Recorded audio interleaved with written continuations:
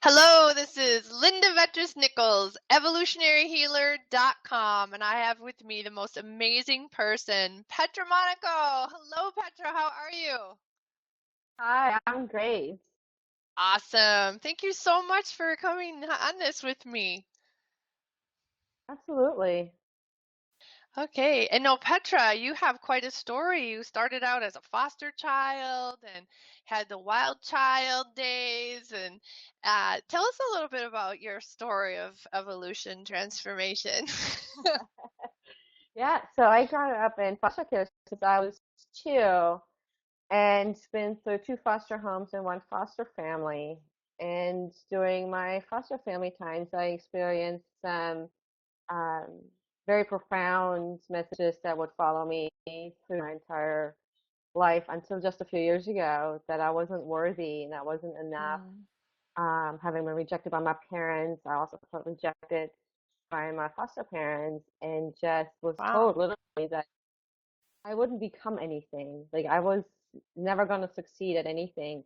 And I was only 8 years old. And Right? so that's kind of followed me, through my adolescent years where I was looking for love in all the wrong places, as we so commonly know. I Oh. became promiscuous. I Mm. drank and drugs and just partied and just tried to fit Mhm. in. Like I was trying to Yeah. find my place in this world. Mhm. Growing up by Okay. wife, 14, you don't really know that kind of stuff, right? Because you're just kind of like rebelling. And I was very Yeah. angry for a long time about everything and everybody. Um, and then when I was 15 or just 14 going into 15, I was failing high school. I skipped school, I ran away, and my social worker at the time, little short lady, love her, was like, Petra, you're not stupid. There's Mm. nothing stopping you from becoming successful at whatever it is you want. And that, I think, was my small shift. And I call it small because my bigger shift didn't happen till later. Mhm. But it was my first person in my entire life that ever said, I believe in you. Um, and so I take that message to heart, and it's followed me since then, along the way. And then Nice. I had a baby in Germany, and I moved to the States just when Wow. I was 18, and I didn't even know English. I mean, I knew how to curse you out, but that's about, that's about all I knew Curse about you the out and language. make you understand. I knew about the culture. I had no idea what the U.S. Meant to me or what that would change for my life. And I got married to my son's father, and I was sort of Mm. like on again and off again. I was codependent, and I call it the 1950s housewife. Ah, yes. Know it well, right? Wow. Him in a way, never rock the boat, never speak up, never stand up for myself. I just catered to him from the time he got up until he got to bed. And I Yep. knew that that wasn't feeling good. And so we went on again and off again. He was a freak at the time.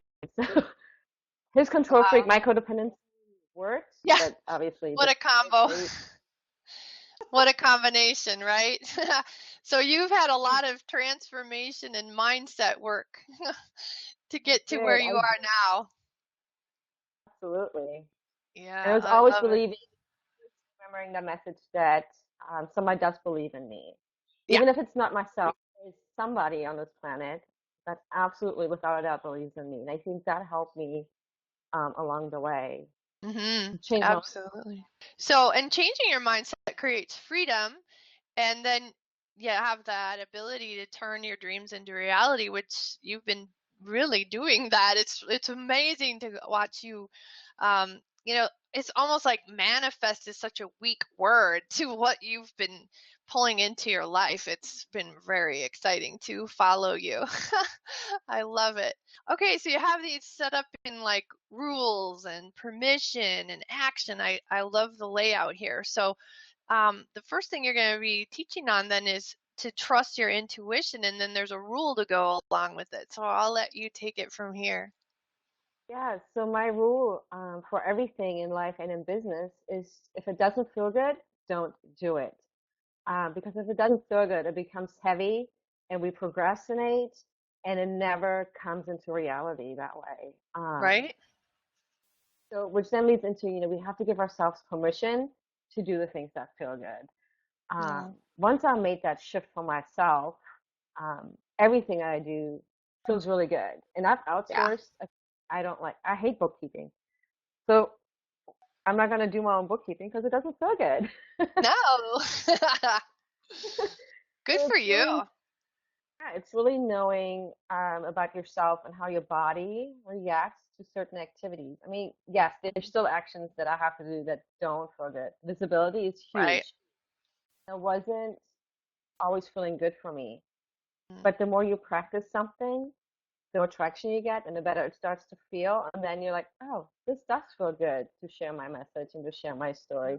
And here I am doing things that feel good.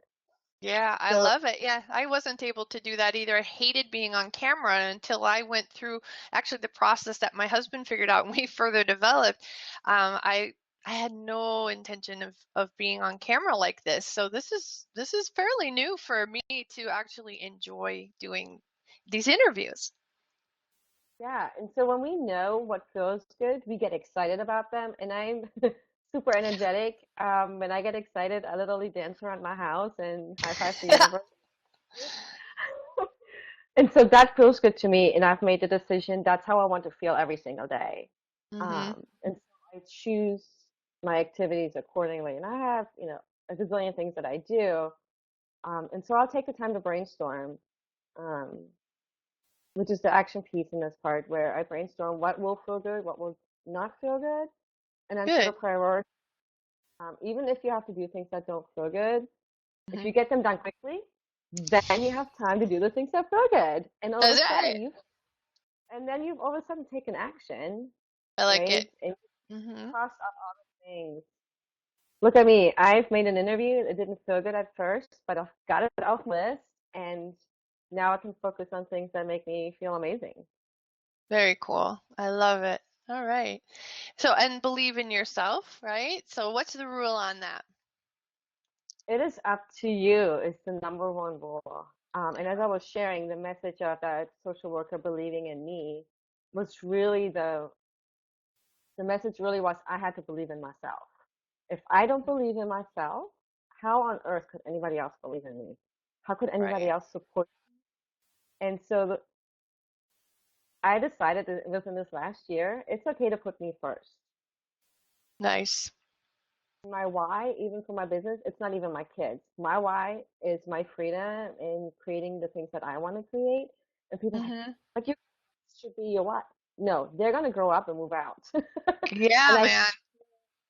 still want to do what I do now, which is help and transform and create art and just, be me and know that I Mhm. can and believe that I can. And so Yeah. when I have a success because I believed in myself, I get to celebrate it, which is my action. And that's where my dancing and high fiving the universe comes in, where I'm just like, yes. And I'll get off my desk and I'll do a little Jimmy or whatever. Yeah. Um, to just celebrate that moment of success because I've shown that I believe in myself. I love that. High fives crack me up because they take me back to when I was actually in special ed working in a psychiatric day treatment center with kindergarten through fifth graders. And they brought a teacher in who was in a wheelchair. I'm like, really? Born with muscular dystrophy. So all she could do was get her hands up to the table, but she didn't have the mobility to move her hands forward. She crawled like this, right? And so for the kids, it would be high five, low five because she would do low fives with the kids, right? And so, then the rest of us were like, high five, low five. So high five always takes me there. I love that. So great. Okay, embrace fear. Yeah, so fear is such a tricky thing because I think fear is really the messages we receive growing up that have, I don't want to use the word manifested, but they kind of hang out in our background. And so when we have a dream or a goal, those fears come up, Right. right? And so the rule is to acknowledge the fear. It's Yeah. okay to acknowledge that the voice of my foster parents is in my head, but then I give myself permission to step into it, to not only prove myself and, hey, I believe in myself, so Yeah. that's irrelevant at that point, but to even journal about it or just really go, what is that about? What am I so afraid of that might happen? And play out worst case scenario. That's a Um, good exercise. I like that one. Now, what if I get successful? And my biggest fear has been fear of success, not fear of failure, because that's a mute point for me, but fear of success. What does that mean to me? And how could that impact my life? And so creating that space where I can like, this is the worst case scenario. I can end up like a lonely cat woman. Yep. That's like the worst thing that could happen, and I'd still be okay because I would have to love the cats, right? Yeah, and there's um, lots of cat food around. You won't starve. but then also look at the best thing that could happen. At the Ah, I same like it. time, you really, what's the best thing that could happen if I'm successful? Yep. Well, a gazillion people will hear my message. That's the best thing that could happen. And a gazillion Mhm. people, if half of those gazillion people take that to heart, then I have Mhm. impacted one person. And that's the most amazing thing. And that's Yeah. what my success is, to just have that impact on one person. I can't Mhm. heal the world in one, at the same time, but I Mhm. can do it one at a time. And so then that leads into taking action. So I've acknowledged my fear and I've stepped into it, but I'm going to do what I need to do anyway. And that means Mhm. pitching the blog post, getting that discovery call, and just putting my story out there, being vulnerable, saying, you know what, my life's been a crapshoot, but Not anymore, here. man. Just So I do will it anyway. do it anyway. Yeah, I love it. Very cool. All right. So here's your review to trust your intuition, believe in yourself, and embrace your fear. What else do you want to share with us that maybe you didn't get to? Well, I really feel those three go hand in hand because when we trust our intuition, and I always tell people, listen to your body. It's not what your head says, it's what your gut says or your back. For some of us, it's very different where intuition comes from. Hmm. Um, and so, whatever your gut says, that butterfly or that heavy feeling that shows up, that's your Yeah. intuition speaking to you. Mhm. Listen to it. And Yep. then just go within for a few minutes because you know what to do. Yep. And Yep. so, and it also helps you to believe in yourself. And your intuition will tell you, yes, embrace it and just do it anyway. Yep. Take that action, however imperfect that may be. Um, I believe that perfection is just the word that needs to be eradicated. It doesn't For exist sure. anyway. You No, know? it sure doesn't. Nope. For sure. I love it. Really, it's, the way I word things is, walking at the level of your soul. That's where the perfection is, too, and actually it's not so much perfection is there, it's that perfection doesn't exist. Everything just is from the level of your soul. And that's when you do things more perfectly, if you will. And that's why I love doing these interviews from the level of our soul, not trying to memorize questions to ask the guest or the guest memorize our answers. There's nothing to edit with these because we're just having girl talk. It's just from our hearts, just from our soul. And it's been a really beautiful thing doing these interviews. So, Petra, you have the most amazing gift for us. Thank you so much. 10 ways to shift your mindset, and mindset is everything, right? Tell us a little bit about your gift. Yeah. So one of the things that I've learned in my transformation and becoming a coach is what we believe happens. The way we think about ourselves is how we perceive ourselves, and that creates our reality, right? So if I'm Right? thinking I'm poor, I'm going to be poor. If I'm thinking I'm rich, I'm rich. And it's Yep. just a matter of changing your thinking. So the 10 ways to shift your mindset are 10 actions you can do to help Nice. you transform how you think about yourself, how you think about your business, about your life, or any your relationships, Hmm. and help you move forward and get that transformation going. And it's literally broken down into, you know, to change your self-talk, Mhm. da da da da da da, and you just kind of break it down on how to change your self-talk. So there's 10 different ways that you can shift it so that you can Nice. transform your thinking, including affirmations. I'm a huge believer in them. Not everybody likes them, but I Mhm. find them very valuable. And so there's talks about, why affirmations are important and how you can incorporate them in your everyday. Very cool. And you can go to petramonaco.com or go back to your email and click the link. It'll get you right out to her opt-in. It's probably the easiest thing to do. All right.